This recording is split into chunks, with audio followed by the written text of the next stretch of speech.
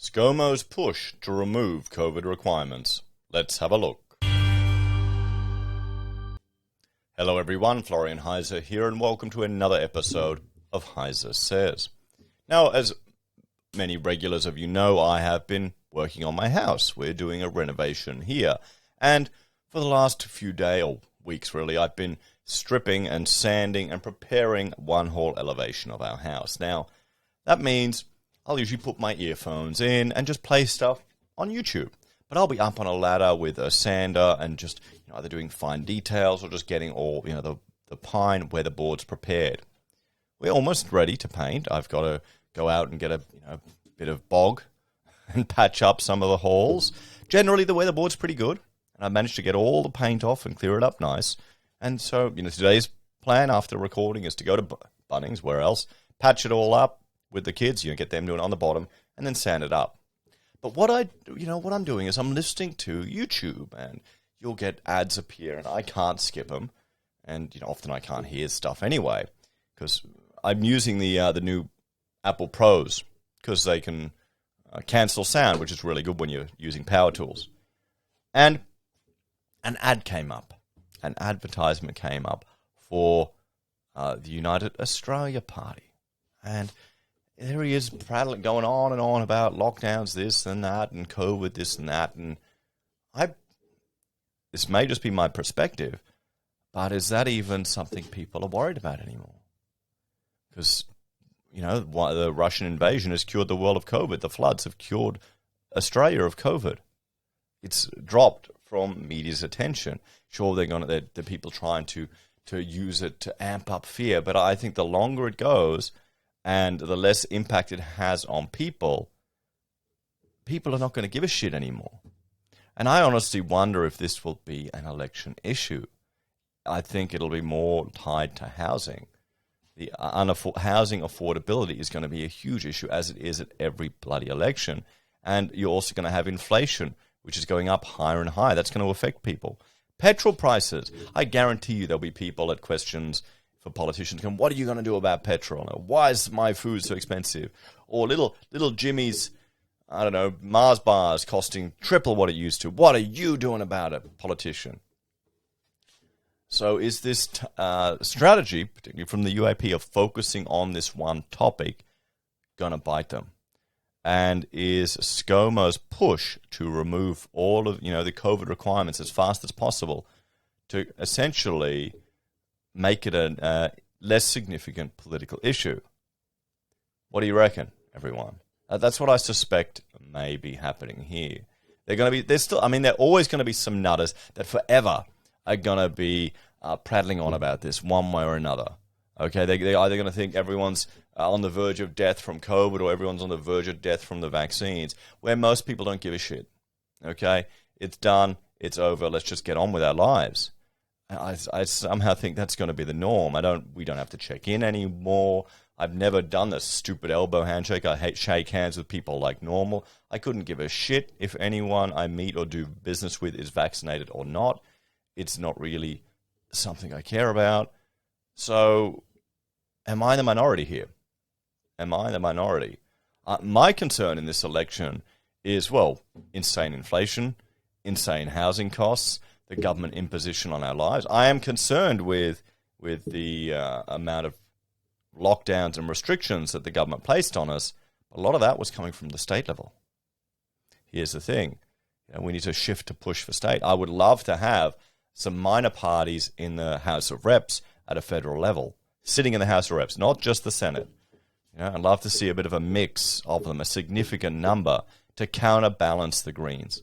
Because the Greens are what's dragging Labor to the left, and that's pushing the Liberals to the left. And some of the policies that Labor have are great, but some of the other ones they have are utterly atrocious. They've got some really sexist, racist policies that people argue as affirmative discrimination. But it's discrimination. It's racist and sexist. And I wasn't brought up to support racism and sexism. I guess times have changed. I'm just an old crusty-ass millennial. We were brought up a bit different in the 80s. Anyway, so I thought we'd have a look at this article, because that's the feeling I'm getting, the vibe I'm getting, that this obsession with COVID and with lockdowns, I don't know if it's going to be that much of an election issue, as much as people think. I think a lot of people are going to not give a shit. It's going to be other stuff. It'll be cost of goods, cost of living. It'll be people struggling to get a house. It's going to be in many ways the same old. And then where's your poison? Who do you pick? Scomo, or Albanese? Who'd be worse? That's the question. Anyway, experts are looking into whether dropping the isolation period for close contacts of a confirmed COVID case is a good idea, a move the Prime Minister believes makes sense. Following a discussion with state and territory leaders on Friday's National Cabinet, Prime Minister Scott Morrison said on Saturday there was a chance the isolation rules for close contacts could be scrapped. See, this is it. We need to move to living normal. And we will. We will. I don't think this is going to be the dystopian future that everyone is hoping for. I mean, your best bet for that, preppers, is Russia. Going nuclear. That's your best chance right now, I think. I don't think people are going to give a shit anymore. Health advice is being sought from the Australian Health Protection Principal Committee. However, Mr. Morrison threw his support behind the move. This is it. He wants to separate himself from the premiers, where he needs to. The other big change we talked about yesterday is getting rid of the close contact rule, which makes a lot of sense. He said National Cabinet was seeking advice on the rule for a whole range of reasons. It is important that we remove this close contact rule because it is starving businesses of staff, hospitals of staff, and all of these things, the Prime Minister said. He added that he apparently, along with the premiers and chief ministers, believe the rule is becoming redundant. We would like to say goodbye to that rule as quickly as we can, he said. Mr. Morrison also said the whole of Australia, with the exemption of Western Australia, was now in phase D of the national plan, and we are meant to be living with COVID as if it were the flu.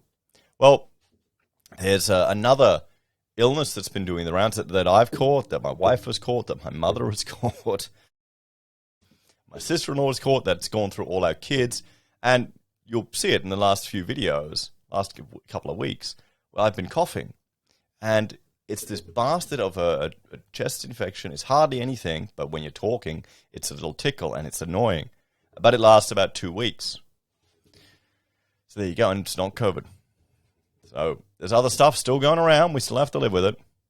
When asked if the Prime Minister could foresee Australia reintroducing COVID restrictions, he said he hoped not and suggested it was unlikely given the current circumstances. Though he warned there is no predicting what the next COVID variant could be, and said National Cabinet did discuss the mutation of the Omicron variant on Friday. I mean, here's the thing. You're going to have... This illness will constantly mutate and evolve. That's nature. That's what happens. We're in an arms race with it. I think we've done pretty bloody good. And life will return to normal, everyone. Damn, I'm just seeing that. I want to go out for a beer. I don't even drink that much anymore. Anyway, Mr. Morrison is among the 3 million people in Australia who have contracted COVID-19 and tested positive at the start of March. I've had it, and I've isolated for a week, and I'm back on my feet. And it wasn't that pleasant. But what I would say to you, make sure you get your booster, he said. Australians could also find out in a matter of weeks whether they need to receive a second COVID-19 vaccine booster ahead of a predicted winter surge in infections. Wait, you need 2 boosters now? I hope it becomes like the flu.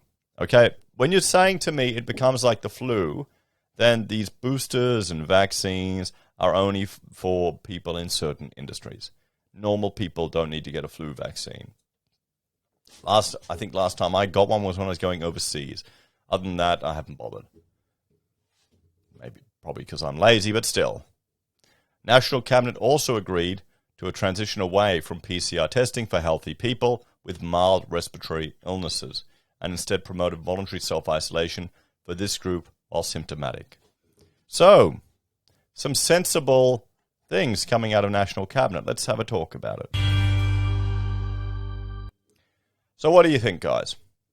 Do you think I'm on the money with my assessment that we're coming to an election, so the government, the Prime Minister in particular, wants to distance himself from this COVID as much as possible, and it won't be the big political issue people think. Maybe that's why he hasn't called it yet. Buying it more time. So the further back it goes in people's memories, the less it can be used as election ammunition, and the less damage the minor parties that seem to be.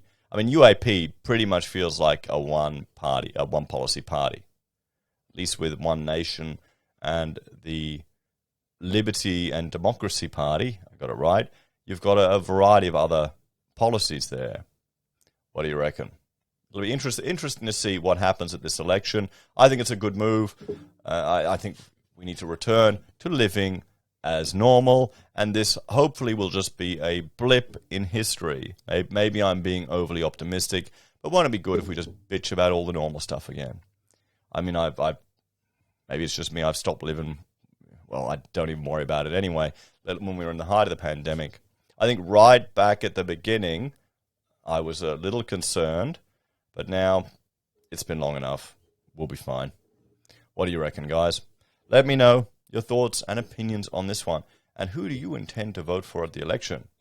As always, thanks for watching. Like, share, subscribe to the channel. If you're a fan and enjoy the content I create here, there are a few ways you can help out. You can join us on YouTube or Patreon, sign up for SelfWealth or Stake, or use our affiliate links at Amazon, eBay, Independent Reserve, or AussieBroadband. Take care, everyone. Have a great day. And I will point you to a previous video I did today about, well, meat-free bacon, the stupidest bloody thing in the world. But don't worry, guys, it's only $40 a kilo. Maybe you'll have to rent your meat-free bacon, give it back, and they can repack